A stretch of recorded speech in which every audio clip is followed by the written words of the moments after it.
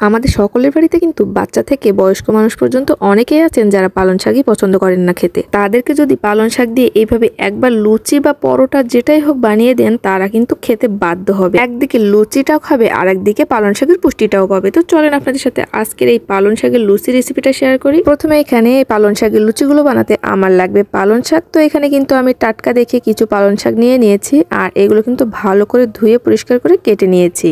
অনেকে কিন্তু আছেন এটা সিদ্ধ করে নেন, তো সিদ্ধ করার কোনো প্রয়োজন নেই। এভাবে একটা ব্লেন্ডারে দিবেন আর এইভাবে ব্লেন্ড করে নেবেন। তো এটা সাইডে রেখে দিয়েছি। এখানে একটা পাত্রে আমি 1 কাপ নিয়েছি গমের আটা। আপনারা চাইলে কিন্তু এখানে ময়দা ব্যবহার করতে পারেন। তো এখানে আমি পরিমাণ মতো দিয়ে দিয়েছি লবণ। তো লবণটা দেওয়ার পরে কিন্তু আগে থেকে যে পালং শাকটা আমি ব্লেন্ড করে রেখেছিলাম সেখান থেকে কিন্তু কিছুটা দিয়ে দিয়েছি। এই পালং শাকের মিশ্রণটা একটু অল্প অল্প করে দিবেন আর এইভাবে মাখিয়ে নেবেন।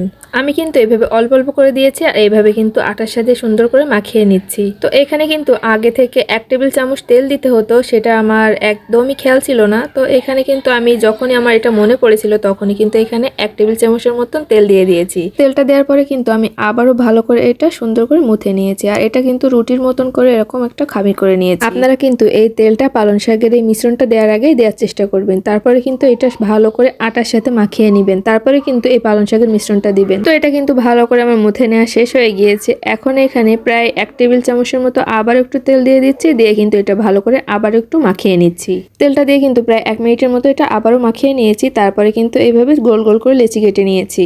তো যাই হোক, আমার এখানে কিন্তু লেচিগুলো একটু ছোট ছোট করে কাটা হয়ে গিয়েছে। আপনারা চাইলে কিন্তু আরো বড় করে কাটতে পারেন। তো এখানে আমি একটা লেচি নিয়েছি আর এভাবে গোল গোল করে এটা সুন্দর করে বেলে নিচ্ছি। আমার কিন্তু একটা লুচিও পারফেক্ট ভাবে গোল হয়নি। যাই হোক, আমি এটা খুব বেশি পারিও না, মানে লুচি বলেন বা রুটি বলেন আমার একটাও খুব সুন্দরভাবে গোল হয় না। এরকম মানচিত্র টাইপেরই হয়, মানে হাজার চেষ্টা করলেও পারি না, কেন জানি না। এখানে দেখেন আমি কতগুলো লুচি বানিয়েছি, একটাও কিন্তু ভালো করে গোল করতেই পারিনি। তো এখানে কিন্তু আমার কথা বলতে বলতে সবগুলো কিন্তু লুচি বানানো শেষ।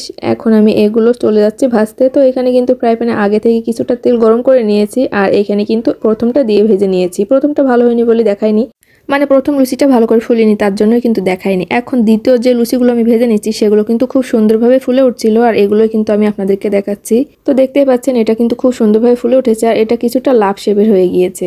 আমি কিন্তু সবগুলো লুচি এভাবে ভালো করে ভেজে নিয়েছি আর এরকম তেল ঝরিয়ে উঠিয়ে নিয়েছি।